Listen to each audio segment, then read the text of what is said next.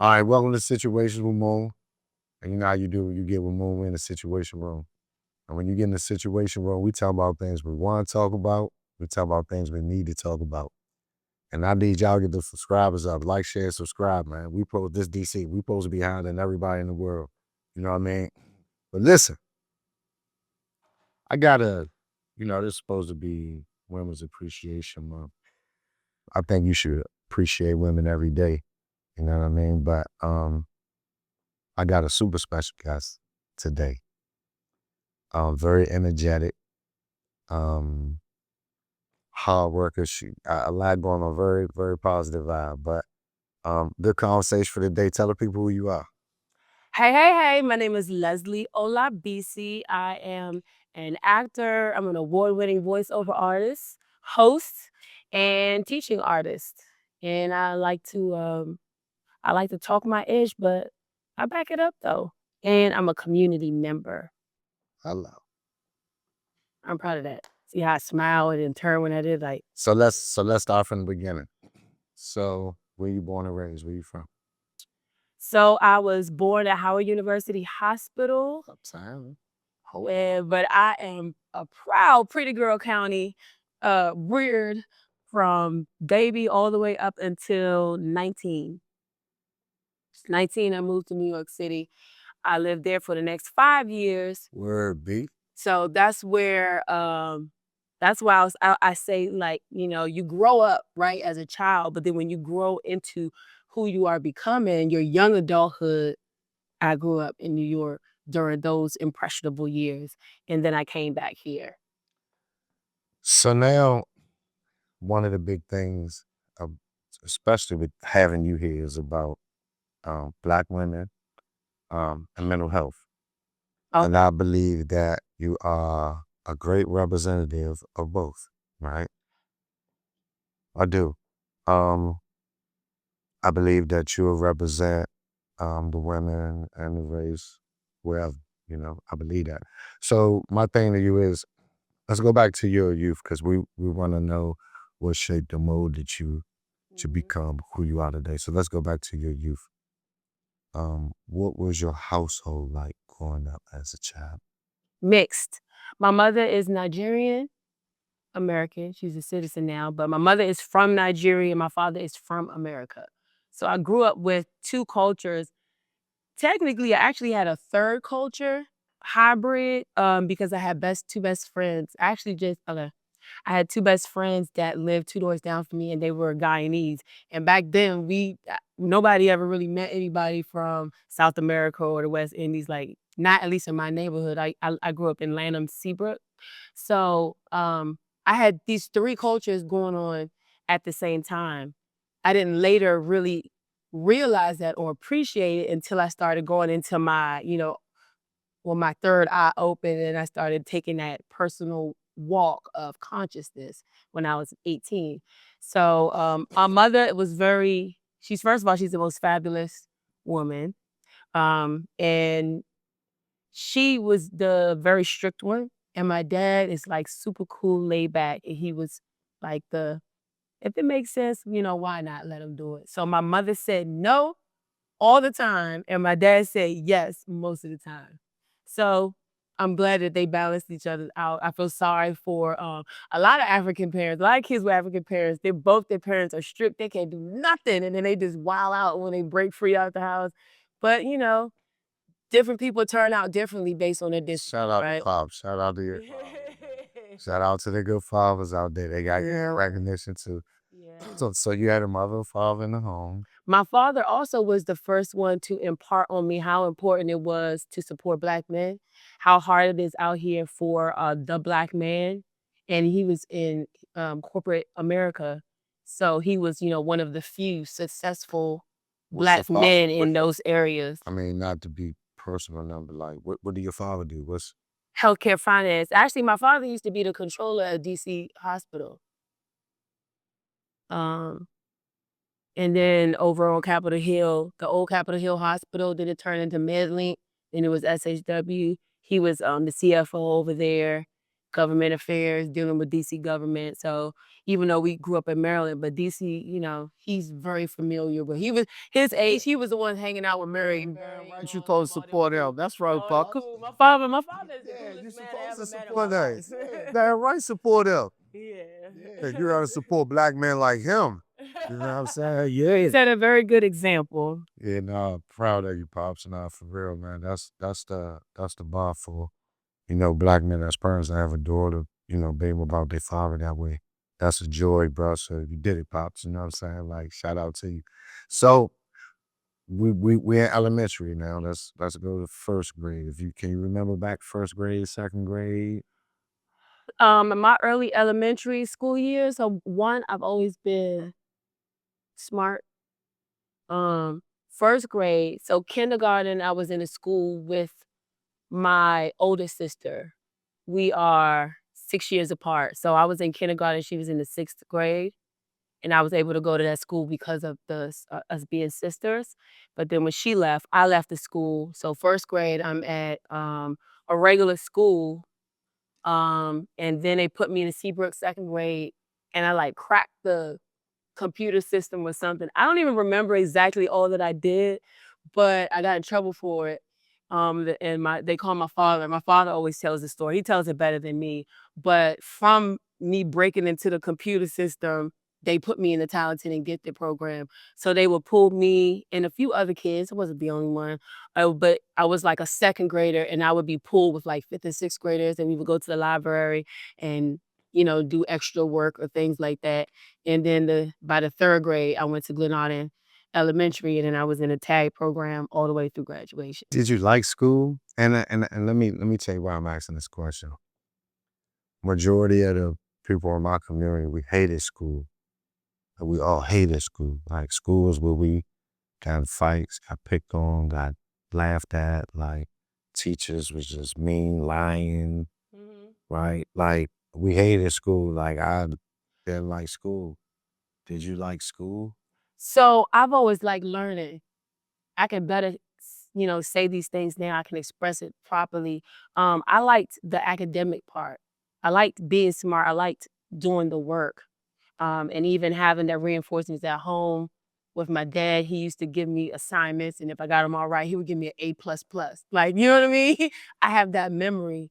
But I didn't care much for school. Back then, you know, people were calling people from Africa. We were African booty scratchers. And, you know, what's your names? Kids harsh, boy.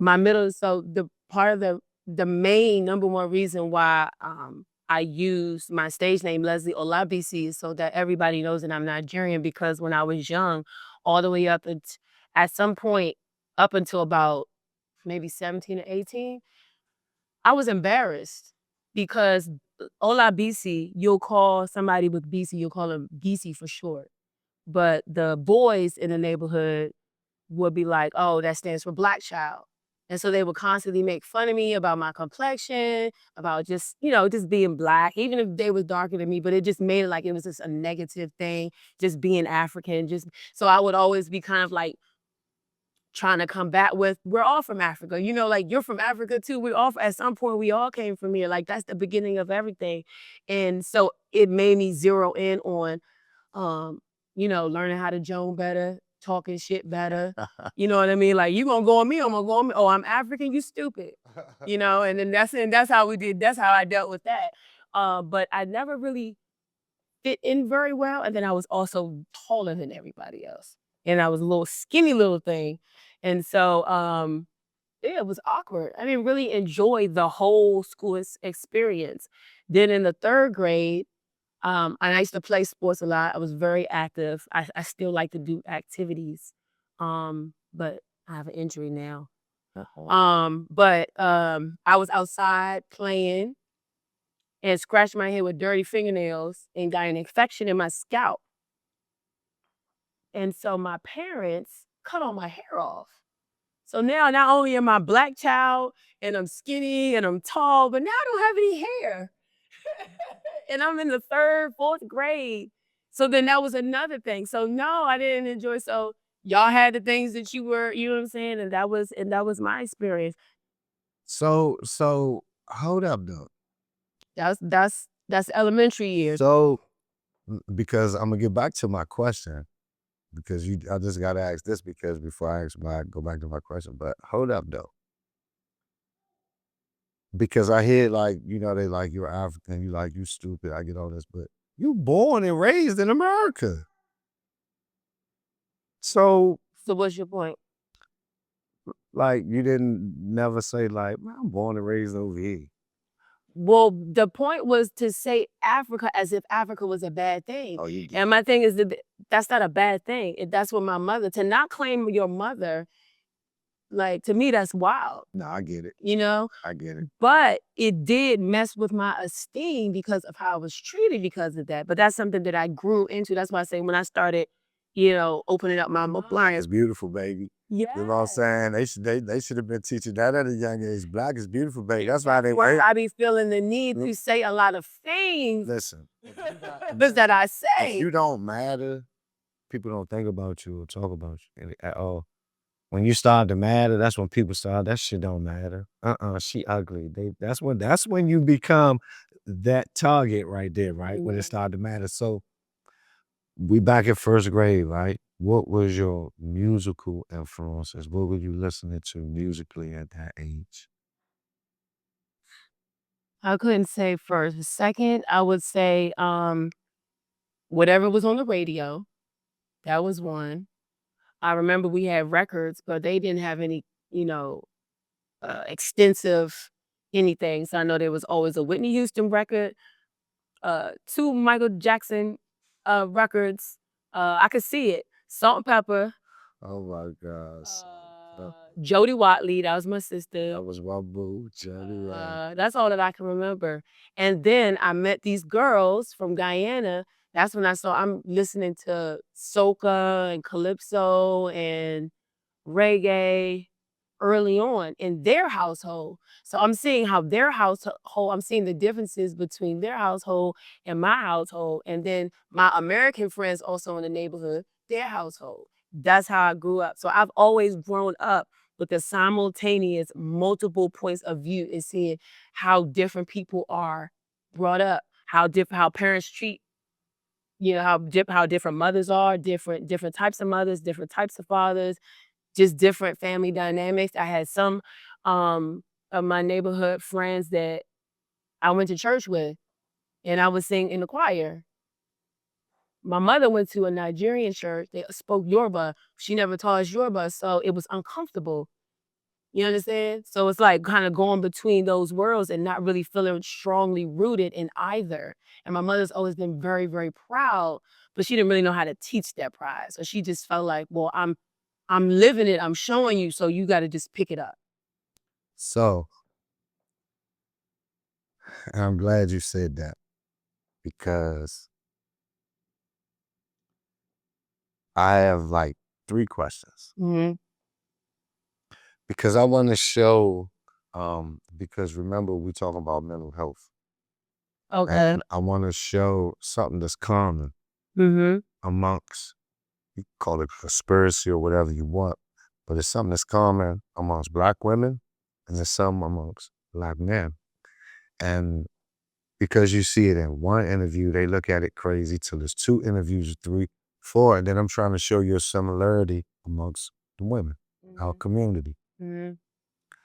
I've shown you men and women who come from the trenches. A few of them had great mothers that tried their best to keep them out of the streets.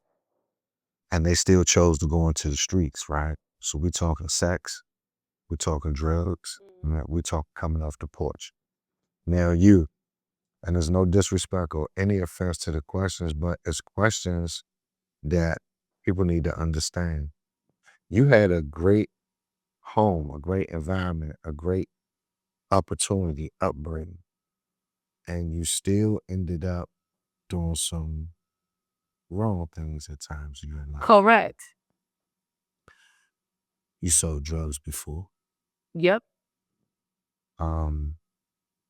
Eventually started having sex. You ever smoke drugs? You ever use drugs? Yep.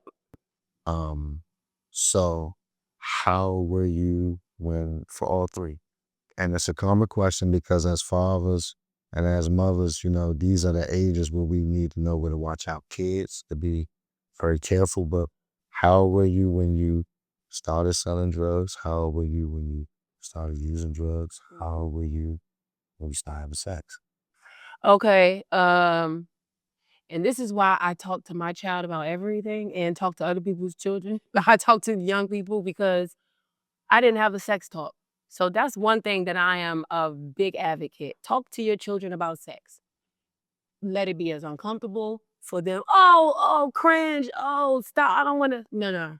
We're going to talk about sex. We're going to talk about the do's, the don'ts. We're going to talk about STDs. We're going to talk about your reproductive health. We're going to talk about some experiences you're going to have emotionally with people, how some people are going to be great. Some people are going to be trash. Some people just are filling it out and they might not treat you the best, but that's the intent. You need to have all those conversations. My conversation, I remember my oldest sister saying to my mother, yeah, so you need to have the sex talk with BC. It's like, what sex talk? Keep your legs closed.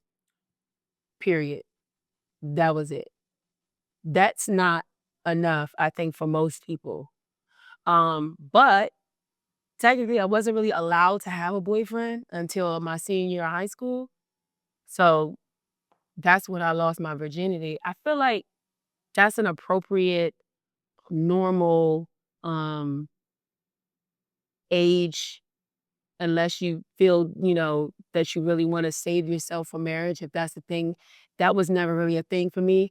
I just always wanted to, I don't know, I just wanted to just be right, like do it the right way or just not be, not be taken advantage of. That was always very important to me. Not being embarrassed, not being used, just let it be with somebody like that's a good person that's going to do right by me.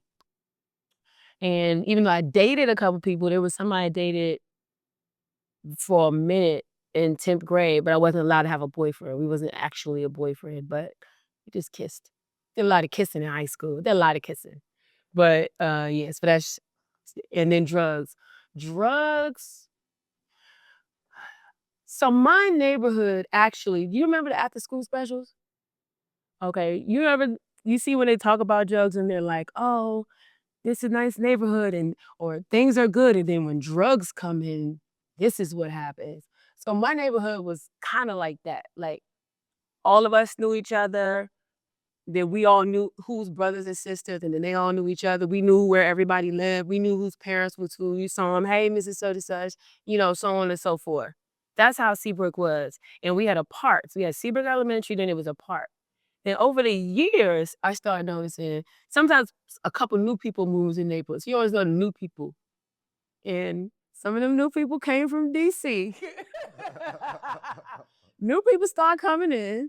Then all of a sudden you just start seeing like the way we used to hang outside, just talking or whatever, very innocently because we were playing sports. We were playing, basketball, baseball, whatever, or just, you know, you start seeing more people hanging out at the little pulling part at the park.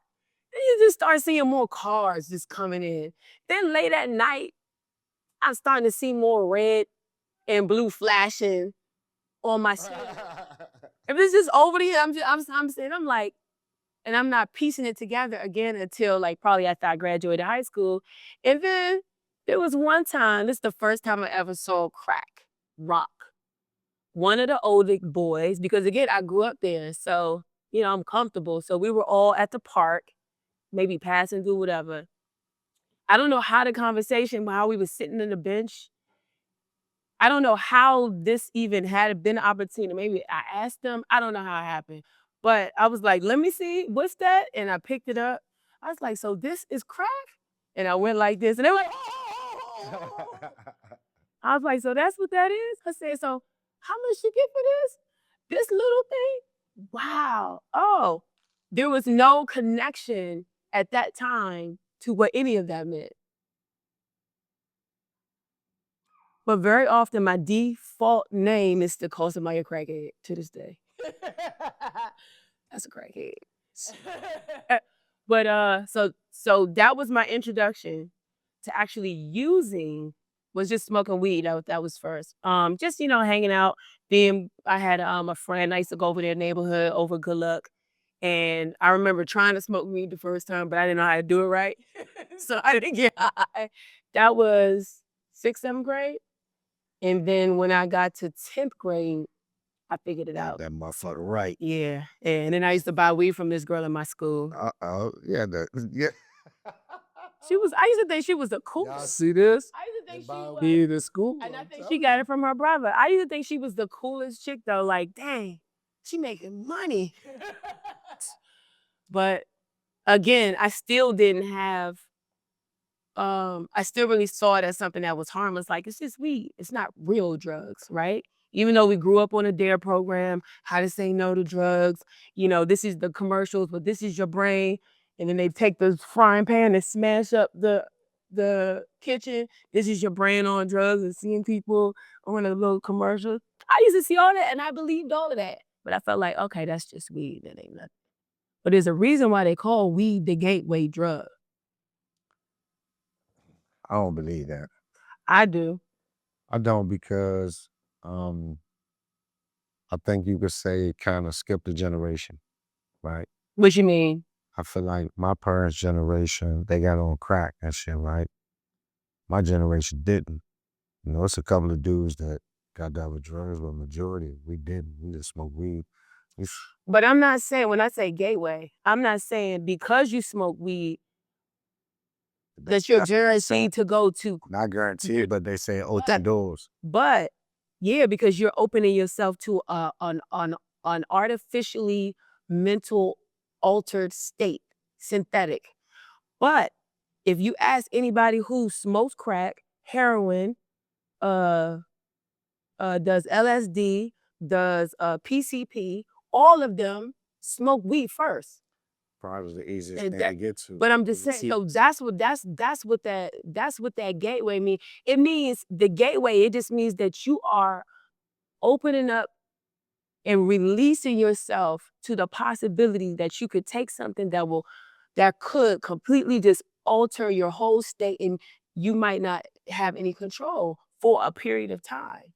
So being willing to do that. So some people, they're not even willing to, they don't even want to know.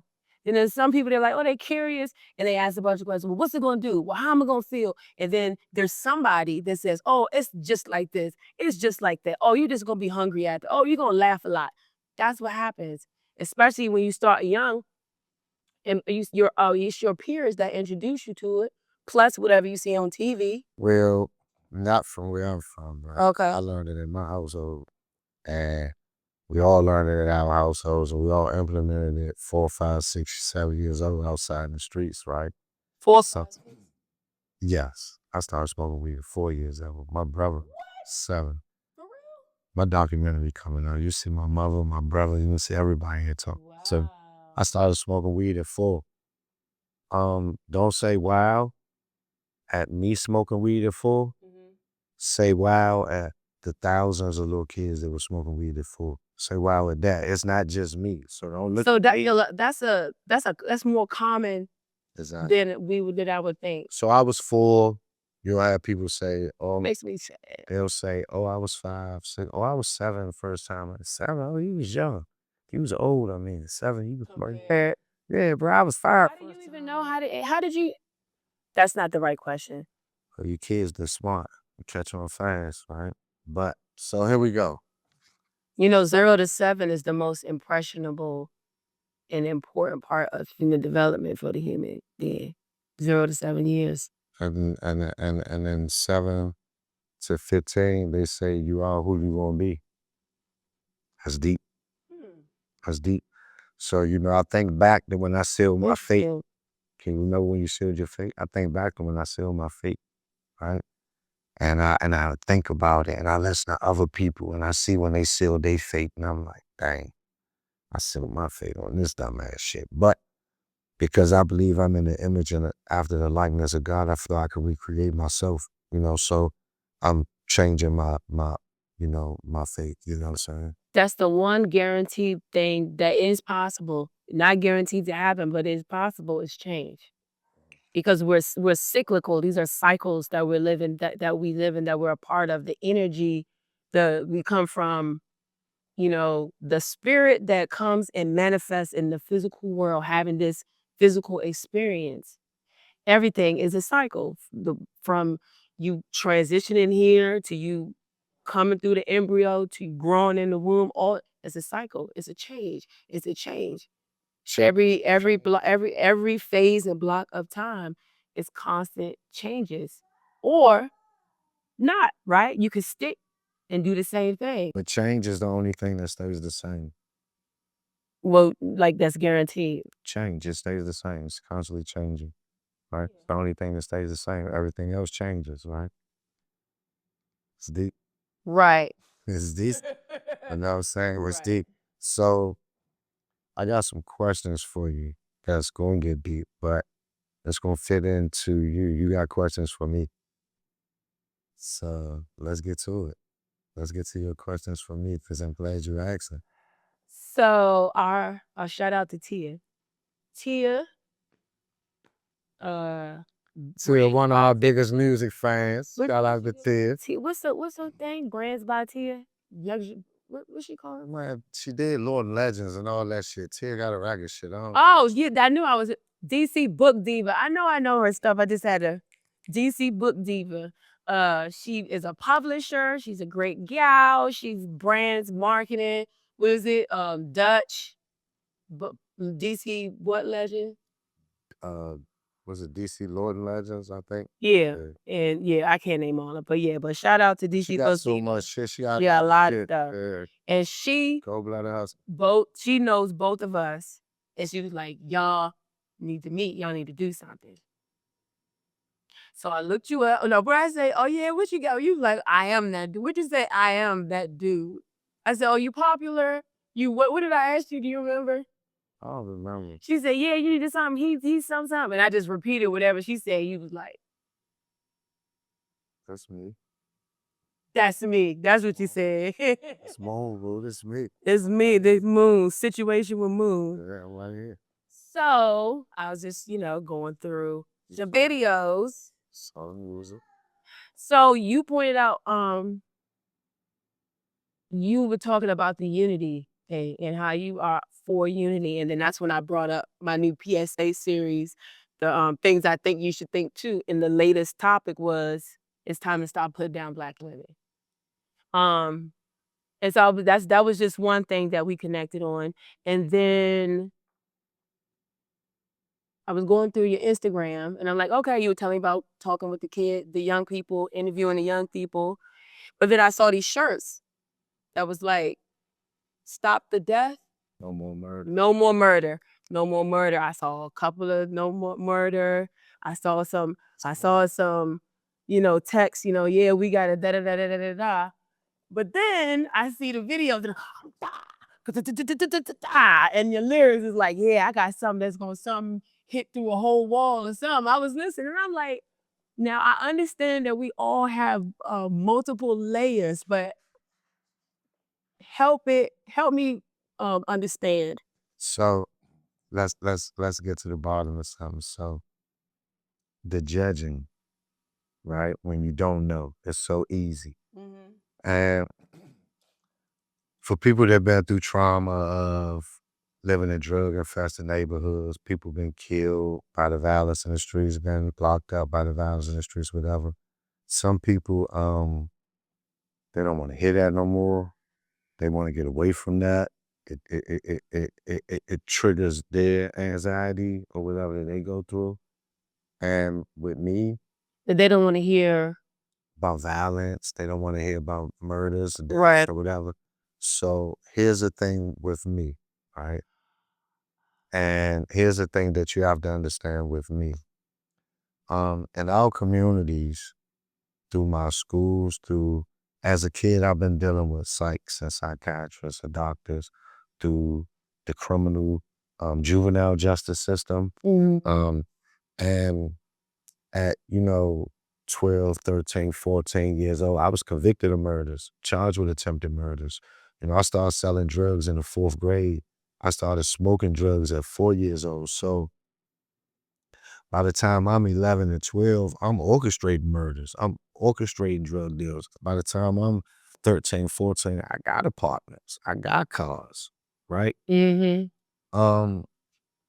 But as you grow and you get older and you're in your 30s, your trauma, your PTSD has escalated, has elevated. Okay. So what therapists teach you is breathe, Mm-hmm. sit down, Don't do anything for a minute.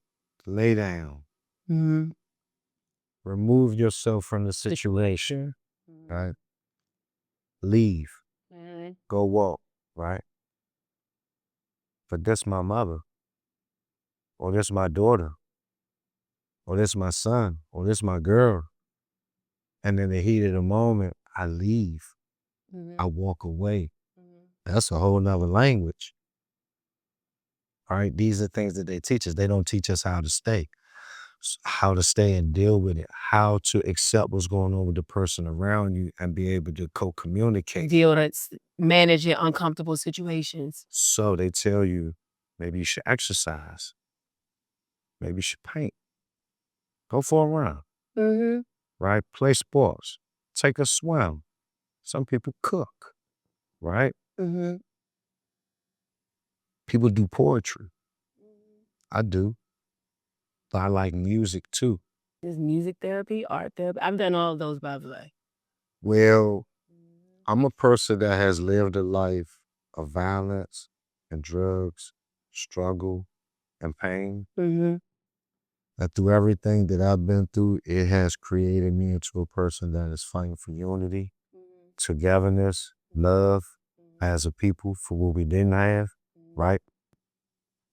So what's your therapy in life, right? Mine's is music, right? I'm really not the big workout type. I do just because I want to be healthy. But it's not what's driving. I'm not Mr. Watch Me Work. You know what I'm saying? Like, it's boom. Like, you might get me Monday, Wednesday, Friday. You might don't give me about 2 more weeks. I got to get back up in it. You know what I'm saying? Like, but I play sports and stuff like, you know, and I believe exercise is What you think about creators, content creators like that, Mr. Watch Me Work? I feel like he's popped up in my feed, but I think I finally just clicked, I'm not interested. Do you think that that's practical or useful? What does he do? He go around different neighborhoods and he does push-ups with people and then he talks to them. He promote health. And He promote health. But to me, he promote a lot of things, right? Here's a troubled youth that came up with no pics like rob you, kill you, take from you, or whatever, right? Went to prison, in and out, went to prison, finally got a bit, and decided that maybe you're a rapper, maybe you a businessman or whatever. Me, I'm physical fitness. Not only that, but he's a good, I don't want to say character, but like good face for it. Like, he has the personality for it. You know what I mean? And so that's why he took fast to the people. And what he did was, as opposed to going through every neighborhood, you know, challenge you to a fight to see how tough you are, he go through the neighborhood and challenge you on your health and see how healthy you are, how strong you are in our communities. Health is a very important part, right? So I support Mr. Watch Me Work. And, you know, he ended up going back to prison, and a lot of people had a lot of bad things to say about him, right? And, you know, he wasn't. well, like he's not allowed to make mistakes no more. You know how it is with our people, right? Like, we so quick to tear each other down as opposed to understand the situations and, you know, what people could be going through or even what happened. Like, we so quick to judge off what other people say. I've never talked to him to know what he went through, so I don't know what happened. You don't know what the circumstances were and any of that. So for me, it's like music is my therapy, because let me tell you something about me. And I'm not trying to be controversial. I'm not trying to sound fucked up or nothing, but I ain't pushing peace. I'm with the shit. Like, Trump and them, they press. I'm black, bruh. Right. I'm getting pressed in my own community by motherfuckers with a gun. I got But run from that. assault rifle, no? Fuck them. Like, I'm still in the trenches, bro, because, like, even though I'm not out here selling drugs, you know what I mean, and snatching niggas, throwing niggas in the trunk, I still walk in these streets to go to these stores, communities. I've been harassed by the police. I can't tell you how many times for no reason. One time I spent the night in Central Cell Block for a poker charge, POCA, possession of open container of alcohol. They got an empty bottle of liquor in the back seat. They locked me and my little nephew up. And then the other 50 times they just went through my car, just grabbed me, put me up, just coming out of the store, walking down the street, get over here. They deep. They just jump out, FBI, all of this shit that's going on.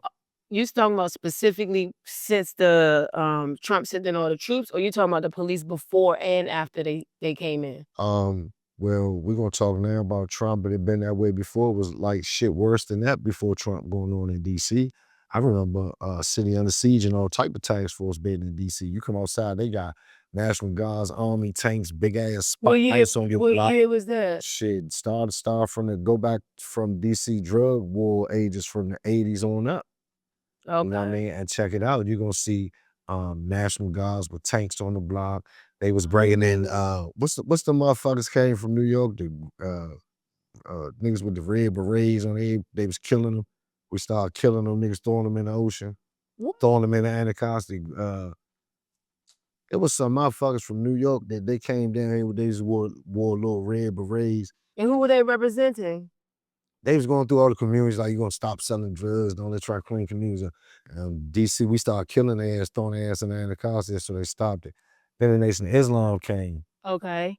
We started fucking their ass up too, so they stopped that. Like everything they tried to help, like reform us with violence, like with force, we resist against that shit. Like we ain't going for that shit. We go harder than that shit. So if DC does not respond to outside force, what is DC going to respond to?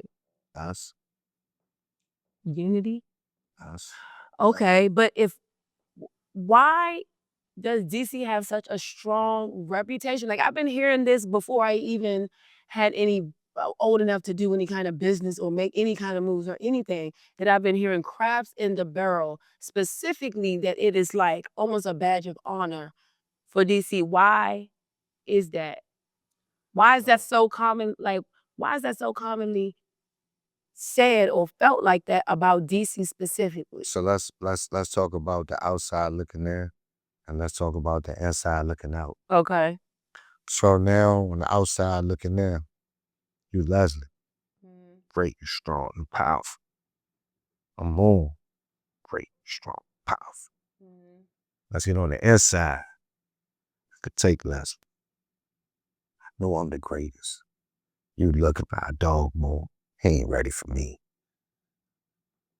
I'm looking.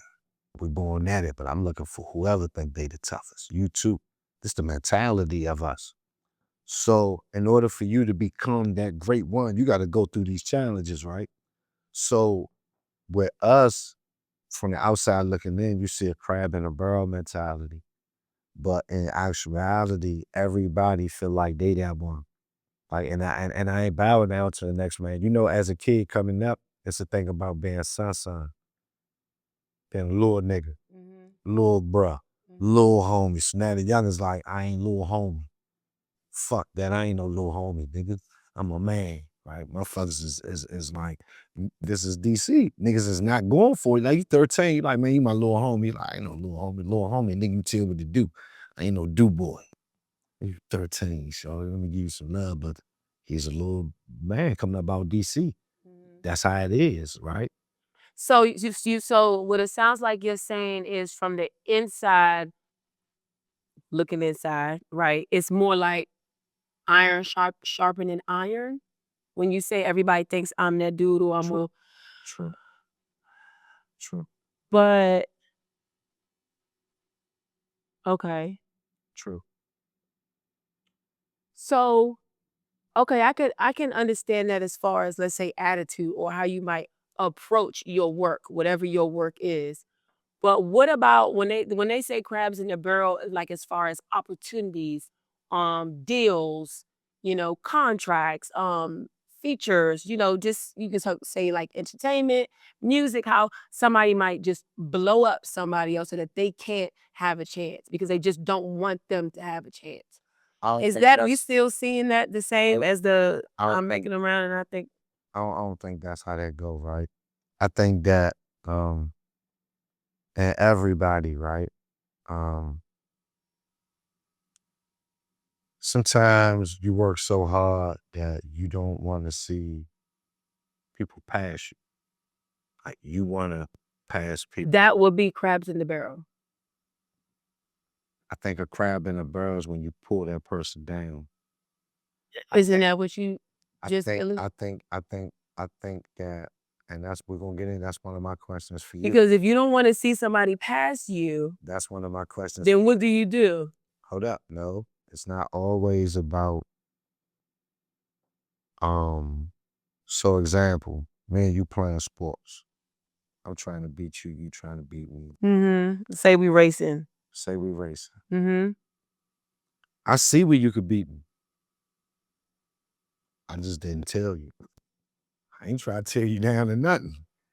I just didn't tell you how to beat me. I don't think that's a crab in the barrel mentality. I think that a crab in the I don't know barrel if that's is you what, pull the person down. but that's what I'm talking about. And I'm not saying I don't hear this from people from outside DC. I hear this from people that is from real Washingtonians, not gentrified. Because people want excuses to why they didn't succeed, right?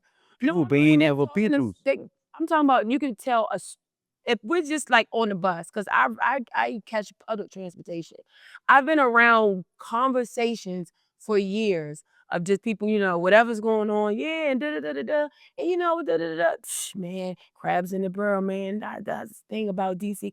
I've been hearing this for how old am I now? At this point, So that's decades. that's on the bus system, right? You can go to the barbershop. Barbershop, Right. the bar, the restaurant. So let's go to the rich and the wealthy out DC. I don't think they talk like that. Right. So a lot of people, let me express something to you about what I'm saying. Let me express something to you about what I'm saying.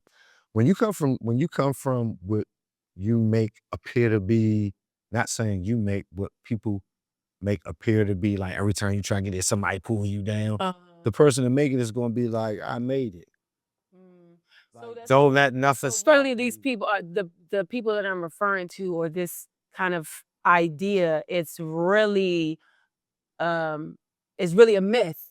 Sometimes it's an excuse about your failure, right? Because you're saying, they don't want to see nobody make. Every time somebody try to make it, they pull the next person down. Well, why you didn't make it?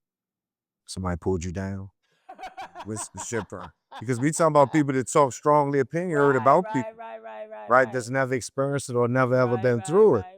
Right? Everybody is doing this. So you and I could go to the barbershop. We could talk about Erykah Badu. We could talk about Sexy Red, LeBron James. We could go hard on what we think wrong. We go hard on what we think right. But we don't live that life. That's not my world. Yeah, but so I'm gonna have an outside. I'm going along with you. I'm not going. I'm saying so. I'm gonna have an outside, looking in perspective, or I'm having an unequally yoked kind of conversation, because when they say there's levels to this shit, that does mean something. And how we look at people, or how we talk about things, or how we refer to things, it is through our own our perceived lens, right? So look at me. I'm gonna tell you, I want you to look at me now, and I want you to think about when you first looked at me, right? I spent my whole life being locked up for murders, attempted murders. I never had drug charges. I only ever had gun charges, murder charges, attempted murders, assaults and shit. Was that all drug related? I mean, coming from it wasn't drug related. Some of it was morals and principles. You're in drug environments where people steal, people snitch, people abuse, people rob, and in our communities, death is the answer for this shit. You know what I'm saying? Everything is death. Somebody break into your car, kill his ass. You break in your house, kill his ass. You know what that remind me of? And I know this is fictional, the show, but I think this was common practice. Like Dang, I can't remember the name, but it was a Japanese series that came out maybe the year before last. And what common would happen is there's a term for when you basically would take your own life when you just kind of broke the moral code of the society. They would take the knife and then they would just kind of fall on it. Like you dishonor somebody. I'm so sorry. He doesn't know any better. And then if the person was like, you gonna have to, somebody got to pay, then that person got to pay, or his elder might fall on a sword in hopes that the younger person learns this lesson and doesn't, make that same mistake again. But it made me think that your value of life is low if it's that easy to take it away. You think I'm incorrect in that? I do, because I think that things were embedded and embedded in you as a youth growing up, and things was embedded in them as well. But there's universal law, though. There's a universal law, but when you're raised, like I'm gonna give you an example of something. Your mom may have made pork, beef, chicken, turkey in the home. You ate all of these things. You went out to restaurants, y'all ate these things. You reach a certain age where you feel like, I don't think meat is the way to go. Your mom and your pops, they still eating it, but you stop, right? Am I still supposed to kill you for the meat you've been eating growing up? When you didn't know any better, now you feel like you know better because it's you we're talking about, not society. You said you chose to stop because you feel like you're doing better. So should I still taunt you for when you were ski? Next time. Right. So then why do we do it for other things? Because let me tell you something about me. Let's do the reverse. When you fuck up, you said they got to take this knife, they fall on it to die. What about the reverse, right? What about that I spent the first half of my life tearing the city apart with a bunch of other hooligans, thugs, whatever you call it. And then I woke up and realized that that ain't good, right? I should build the city up, right? And then I come home. When did you get out? I've been home 4 years. I did 28, I've been home 4 years. And I got movies coming out, documentary, podcasts, we got music, we got children's book, we got the clothing line. This morning I'm working, right? And one of the things about it with me is I get frustrated, right? From a lack of not knowing, like I'm a student all over again in the game. And then I get frustrated sometimes with the tough guys, right? Cause it's like, it's a mano a mano thing, right? You on this tough shit and I'll take your ass through there, right? But because I know that's a trigger, I separate myself, right? And what I do is I like music, right? When you get off work, you going home, you come from where I come from, you want to feel some soul, right? You want to feel somebody that's one of you, right? So I get in there and let me tell you something about me and my music, me and my fashion, me and my weed. With these young guys out there, that's my connection to the youth. You know why? Because music is not about age to me. Universal language. Well, Stevie Wonder still performing, right? Mick Jagger and them still perform. Paul McCartney, Phil Collins, even though he old and fucked up and out the game, he's still trying to think about little performance. So people 80 years old performing, right? But because I'm from the street and I put my heart and my soul into these youth and these communities, right? I put my anger, my frustration into these songs, and they mad at me about it, right? As if I'm out in the street, doing these things. I've done those things. So the music, not faith. Says that's the therapy. That's back to answer my question from earlier of how do you reconcile? Because you still have to get this off your chest. You still are coming from a place like, don't try me. Because if you got that for me, I got that for you. I don't want to have that for you, but I do. Am I getting that right? Right. When can I be me? So check this out. Let's just make up a song right now. Okay. Got off work, stuck in traffic. But Boss accused me of some shit I ain't do. No good bastard. fuck it, I just blow the whole fucking world up. I'm mad as you just try to say the worst you could just like you. Wait, so you doing this song together or you Let's doing go and do your part. Cause you just went all the way. Yeah, I mean that we angry. Let's go. So start over, and then we're gonna go back and forth. Go We're ahead. gonna go to a new verse. Okay. All right. Late on my bills. Sending me a note with the interest rate. Mad as shit, all I can do is hate. And then my son comes around and reminds me what I do this for. Life is about family. Let them motherfuckers wait. Why you wrong? That's mean. That's cause oh, why would she say that? Why? No, I think that's right. I think that, but you see what just happened though? See when you had the male and the female principal come together and work in unity, see how your whole song, when it was just all right? But then when we came together, now the total package is balanced. So it comes in time, right? So you have to allow people to develop, right? Like everything struggles in its infancy. Yes, And you have to that's allow true. things to develop and grow, right? Mhm. I've been on 4 years and I'm doing a lot better than people been out with for 30 years, right? I'm doing a lot worse and should be a lot further ahead in life, right? I feel that. And As so far as your age. age, you know, it's experience. I don't give a fuck where you be in life. You should be able, jail, streets, whatever. You should be able to maneuver enough, man, to make a way for yourself, right? Yes. Me, I experienced Should. the not knowing what's ahead of me and thinking that, fuck this, once I get to the street, that's all I need. It's gonna be sweet. And I got to the streets and it ain't what it was, right? It's a computer age. It's a whole new different ball game. So that's what you thought when you came home? Yeah, I thought that it was just still a little glimpse of the past, right? Thought like I can go out there. I You just should be able to be, should be like picking up a bike. this more. I'm gonna go out there. I'm gonna make a few you know, Tony Montana, we a couple million there, couple moves there, a few million here. Make a couple calls. You know what I mean? Make a couple links. No, I came on, called the plug. He got a tow truck. Little accomplish shit. I called the It was a hub great plug. business, by the way. Oh, the hub plug. He got a box truck. Yeah, exactly. Yeah. So I'm like, hey, he said, hey, man, we get to CDL, man. The driven out there, right? And then my murder man who be snatching everybody, kidnapping. I called him. He work at the hospital center. He do sanitation over there, right? He tell about man, look, Snub, yeah.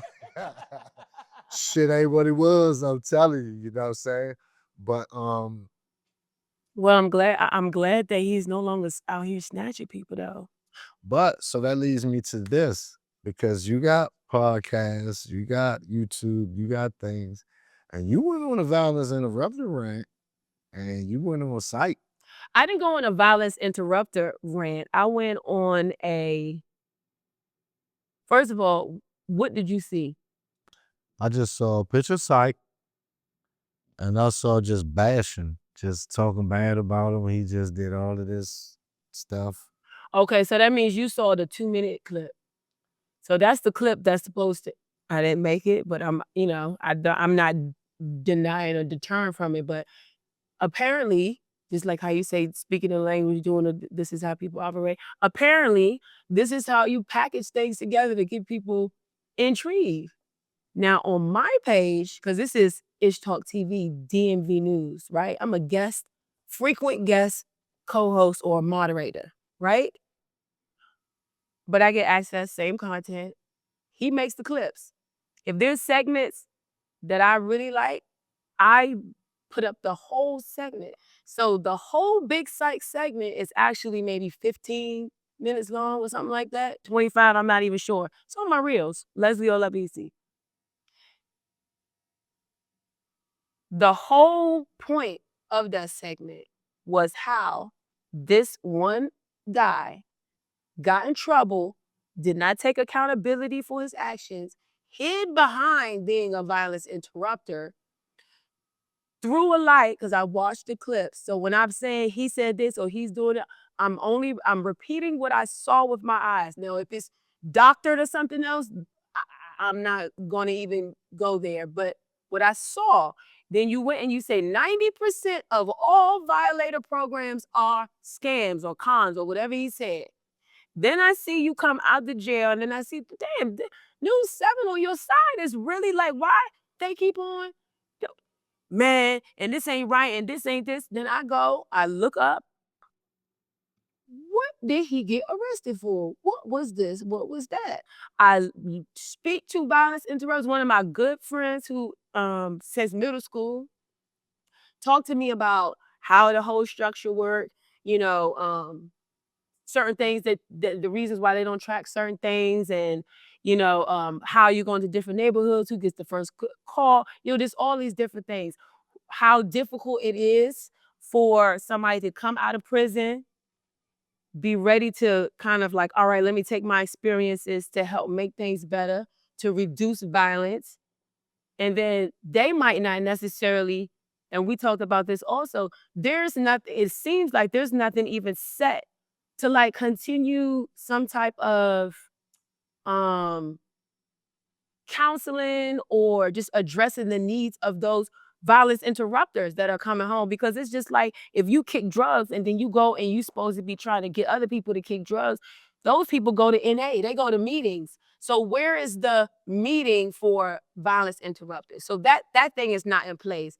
So we had this conversation after the fact, but with my knowledge, you are continuing to do some other crime that has nothing to do with what you went to go remediate. And then now you hiding behind the shield. Then you're going to blast not only just your company, but you're going to blast the whole program. Then continue to bring it back to, now who's accountable? Who's the Office of Neighborhood Safety and Engagement? I call them onesie, but I think it's called ones. And I think that was Kimberly Snee is the interim director. She goes in front of the DC Council with her prepared testimony or whatever, and believes that they have done a great job. They asked her, where's the $600,000 that we gave you for the violence interruption program? And she said, well, it wasn't said that it specifically was supposed to go there. It was just, we just put it where we need, but they can't track it. So there's a constant, what I'm seeing pop up in these budget and testimony in these hearings is that DC Council will give out some money. We talk about grants. We talk just like we talked about some other people that got money, and it's other people that don't get money. And there's no actual like accountability. So that was a whole conversation. I threw in the big Syke part because a couple people asked me to talk about it. Hey, have you heard about this? Have you heard about that? Then I just went and looked up videos. And so for Syke, I saw Barbara's on TV. I call it Barbara's on TV. Barbara's Son TV, right? Now, clearly, he is making money off of this story, right? It's clickbait, it's good story. But he did have video that showed him. So there's somebody on the video. So there's a camera that's showing this view of, here. And talking to the person and just asking them all this incriminating. What you got? How much you got? How much you selling it for? Where you at? Whatever be doing. That was a clip. So that wasn't nothing. Yeah, shout out to Barbara Son TV. So that's what, when I say, so I said, well, the people on the street or what people are saying. So I'm just making it a whole full circle conversation. We can't do that. Can't do what? We can't join in on a lot of things all at a time, because some things. So let me tell you something. Yeah. About Syke. I know Syke. I don't think he hot. Okay. Hot head, wild, out of control. Right? We talked about this earlier about people managing that you hold into the normal. You hold them to certain. You hold them to a certain status, right? I don't see where I just see where people took his phone and put stuff in his phone out there. But that clip that you're talking about, it was told to me that the guy came forward and said that was something that they supposed to do. Syke never edited it or something or whatever. Not alone, but again, with Barberson TV. You know, Syke jumped in that water with Ant, and you know that's what Ant do. You know, Ant a superstar, so Ant got on my line. Like ain't nobody getting away from Ant. Well, Ant gonna get on your ass. You know what I'm saying? That's what Ant do. You know what I'm saying? Like, and um, Syke jumped in that water with Ant, and so Ant slaughtering him. You know what I'm saying? Tying his ass apart, and people running, jumping on that, and running with it on Syke, right? And the thing about it is, you got to show me that he hot. Right? I don't think he hot. And if you talking about he did some dumb shit or some stupid shit or whatever, that's DC. That's Yeah, so I receive all of that. My thing is about I don't want to say credibility. That's not the word, but I'm trying to find the right word. Like, so basically, once again, you get in trouble. So let's say I do something. I'm trying to think of let's say I do something, I get caught up. And then as soon as I can get in front of some cameras, I go say, man, all them other people, man, they all scamming, they all none of them is doing the right thing. But we all are in that business. So the reason why I'm bringing up, well, what do people say about this guy is why that came in. well, I didn't. What happened was, and I'm trust me. Listen, let's get something straight. So you gotta say something about me. I ain't defending no rat. Your rat is over for you with me. But I'm loyal to the point that, bro, I'm riding with you. You know what I'm saying? Until it's proven 100%. I know he know better, right? But another friend to say this, but I will say this. I will say this. When Syke got caught up, a bunch of people went against Syke.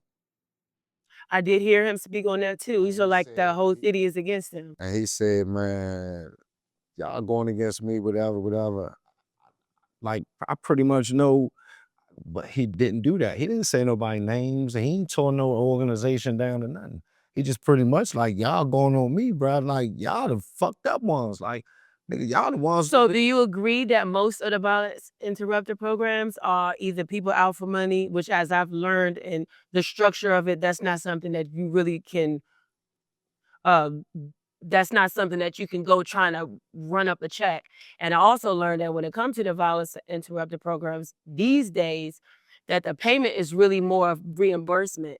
So you can't like come and get a whole bunch of money up front and then run the program. I believe that. So what do you think about 90% of the violence interrupter programs? For one, I believe people need to mind their business. Well, what does that mean? I'm about to explain. So I believe people need to mind their business. And I believe if you want better for your communities and you are around Joe Blow, whoever it is that's supposed to be getting whatever for your community, that's what we dealing with. We ain't gotta go to the media about that. You get this money on what we doing before you do it, we fucking you up right in this community. However we deal with it, bro, but it's for the community, right?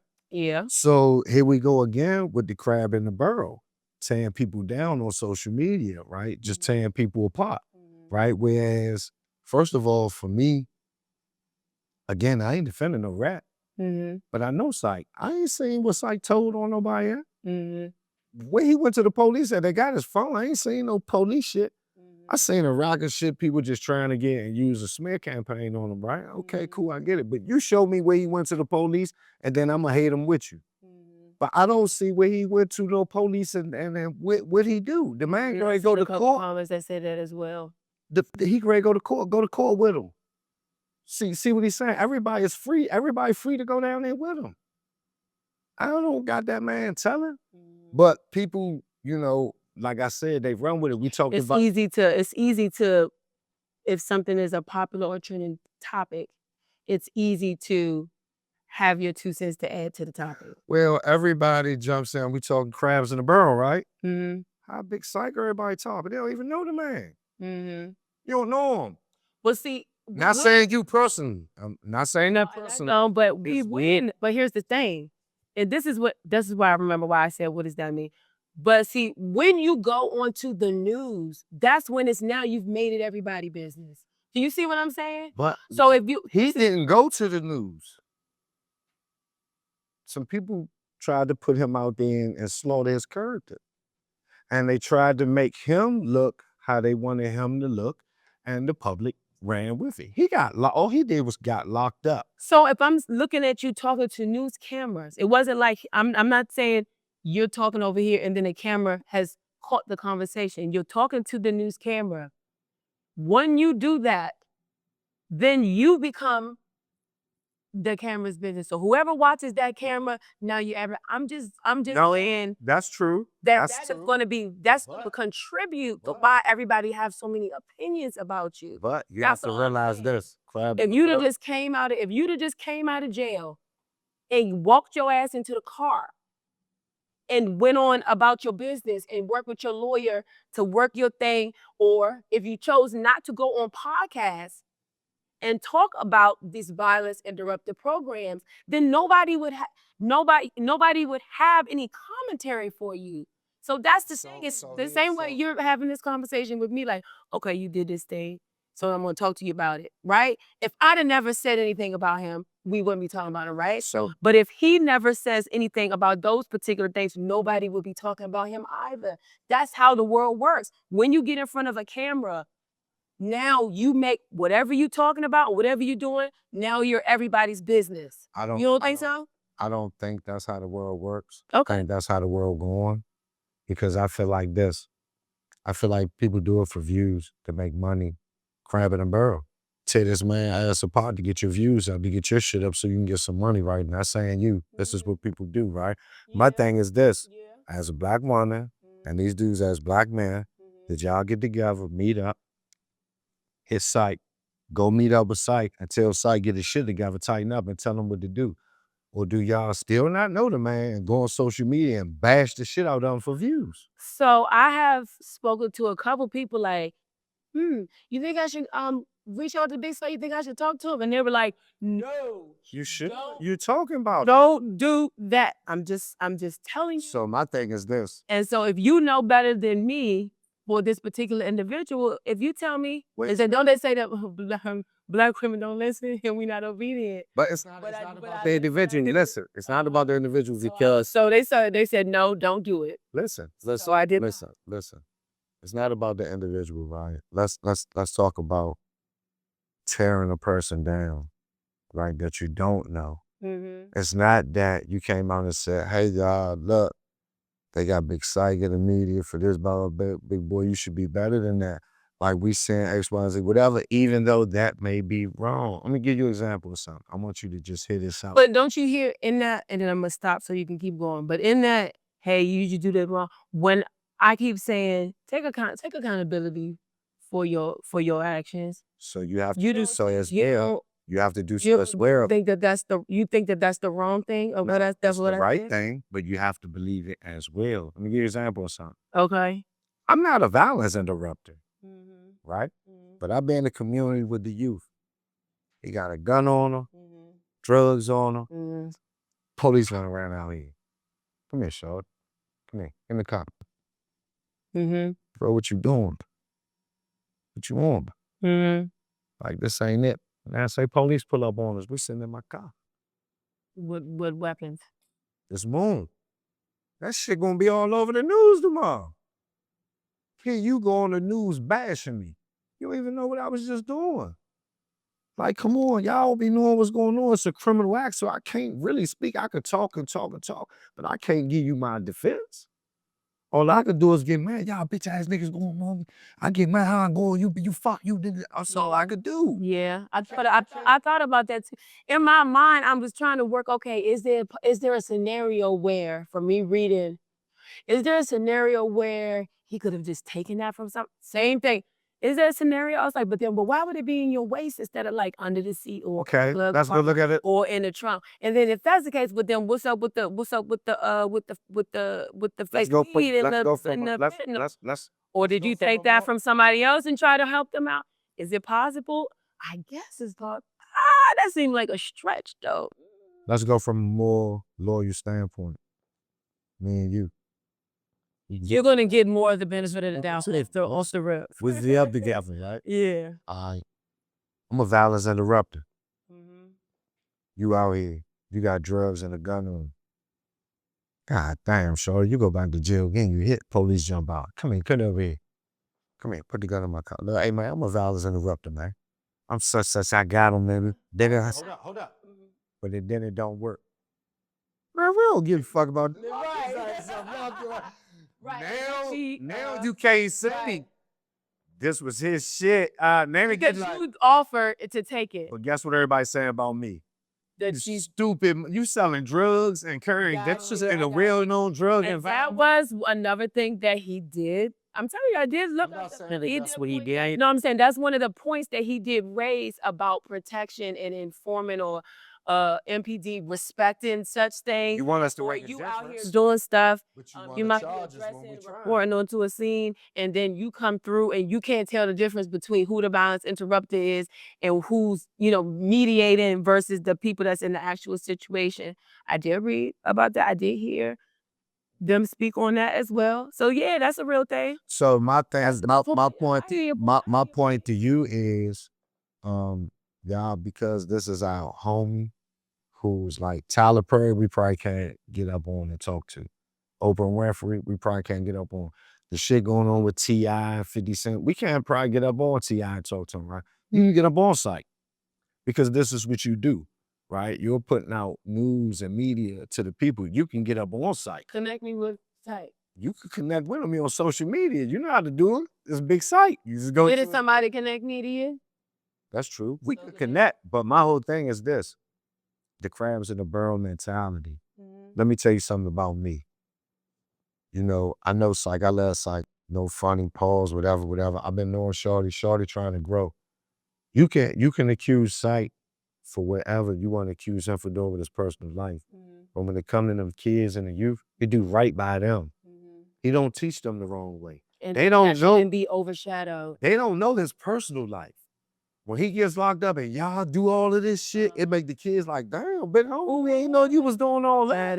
Right. You know what I mean? Like people like fuck up what he established, what he got going on. If you feel he's not the person for that, you silently can make a chance over and get up out of here. But again, I don't think Syke hot, man. And whether people agree with what he went through or not, if it come out that he is hot, then we're gonna hate him. But as of now, I mean, right? And that's not my fault, but for me, even though I know that's very important to the natives, but whether he is a snitch or a hot or any of that is not that's like I said, I didn't make the thumbnail, so that's not my point. My thing, which is what you spoke to, and I did consider, is just more about the if I do something wrong, let me just own what I did. Let me not go and say, everybody, kind of like distract from me. Hey, look over there. Everybody over there is not doing the right thing. And that is what I got from what he said out his mouth to the cameras, whether it be on a podcast or on a or to the news. But he never said, Michael Johnson is over here stealing the money. Julia Roberts, right? You know what I'm saying? So correct. But still, when you cast aspersions, or if you do a general act, that's not cool either, though. You wouldn't agree? So it's not. No. What neighborhood are you from? Hobart, from uptown. You from Hobart, and then what is the neighborhood next to Hobart? 640. All right. So if you to say, yeah, but them niggas in 640 is doing this, that, and the third, just because you didn't list this name, and this name, and that That's name, wrong. ain't that this? That's wrong. So isn't that the same thing? It is. Listen. Okay, long as I didn't want to make sure that I'm calculating this. But let's look at it too. Let's give everybody benefit of the doubt. Yeah. Say 640 accuse me of doing all of this. And I say, bro, y'all talk about me, I can expose all you motherfuckers. I ain't saying nothing about you motherfuckers. Why y'all on my line? Get the fuck off my back. I ain't fucking with y'all. So then that will require, for that to match this example, that will require that before he said that, a bunch of violence interrupters said something about him in order for your response to match. Do you agree? Right. So my thing is this. Both of them wrong. Both of them wrong. You shouldn't be talking about this shit, period. You know what I'm saying? But we calling people a snitch, though, as opposed to somebody speaking out of anger. Is the word snitch on the actual clip? Well, people saying he a rat, they saying he. No, I'm just saying on our thing because I don't know. Does it actually say that? Like, is it written on there? There are people saying that, and that's like a little too harsh, man. No, I'm saying like, is that the title of the thing? Yeah, some people saying that on their shit, so that's a little too. No, I mean on your outside. Is that what it says? You got his picture up there, and you got some. But it doesn't say snitch on the main. What you got? You got something. Whatever's bad, it looks Yeah, like but you make me want to look. Well, the thing about the picture though, but if you look at all, we put the pictures on everybody. That Basically, y'all called him a rat too, from which y'all gathered from the public. No, I didn't. I said the people. Right. That's what they gathered. The say. And I think what I'm hearing is that's what I said. I didn't say that he is. I said this is what I'm hearing people say. This is what I'm hearing people talk about. This is what I saw, and this is why I am bringing it up in relation to what I am seeing, in relation to, you understand what I'm saying? Right. So it's all a learning experience for all of us, right? I thank you for the extra points of view that you provided. We gotta love out. We have to, in order for us to love each other, we have to, I don't want to say this the wrong way. Mm-hmm. We have to find excuses for our brothers. You're right. Until it's better to find give them the benefit of the doubt first. Not what do you say, innocent until proven guilty? Do a better job of that. Right. I can receive that. It's like you got to realize this industry that we in, right? People